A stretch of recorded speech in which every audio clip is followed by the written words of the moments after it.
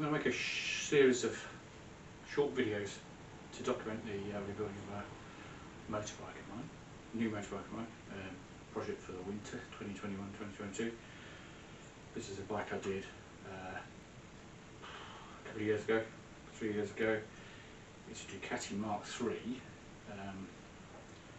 It's coloured as a, or it's coloured as a Desmo Ducati Mark III. It actually is a Ducati Mark III.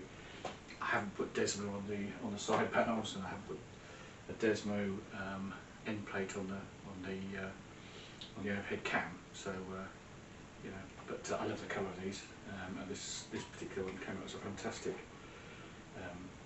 colour. But this was complete stripped down, everything out, frame redone, all electric redone. Had to rebuild the forks. New carburetor on it. Was originally an Amel concentric. That didn't really work, so I went back, bought a Del Auto, and that runs really well. Electronic ignition, Selectrex ignition system and electrics. So that's kind of self-generates electricity as well as just driving the bike on its own. Yeah, fantastic little bike, great to ride, although uncomfortable when you get to my age. But it's yeah, but this was a restoration project a couple of years ago, and I'm hoping when it arrives I start to work on this one, which is a 1967 BSA Hornet. The top one is an example of what I've tried to get it to look like, but the bottom one is the actual bike I've bought. It's in transit at the moment. I think it's going to arrive in Barrow-in-Furness sometime in December, and then I can start stripping it down and building. I mean, motorcycle restoration, it's more sort of management of the restoration, because you know, I can't do everything in a little garage like this. We've got little, very few facilities. I've never used a lathe, well, not since I was at school.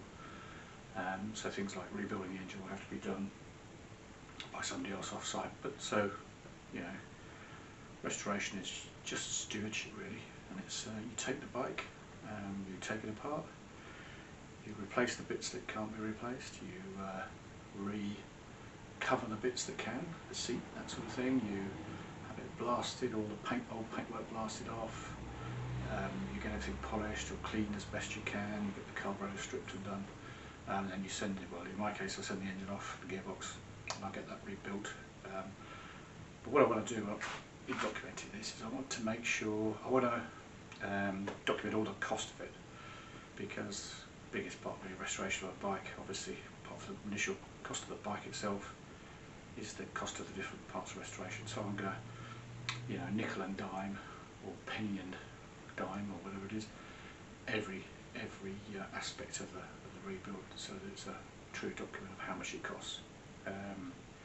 Because bits can be expensive, work can be expensive, labour can be expensive, and you know, what I hope to do is rescue as much as I can from the original bike and reuse it, have it recovered, have it re-chromed, have it re-enamelled, and yeah, see how we go.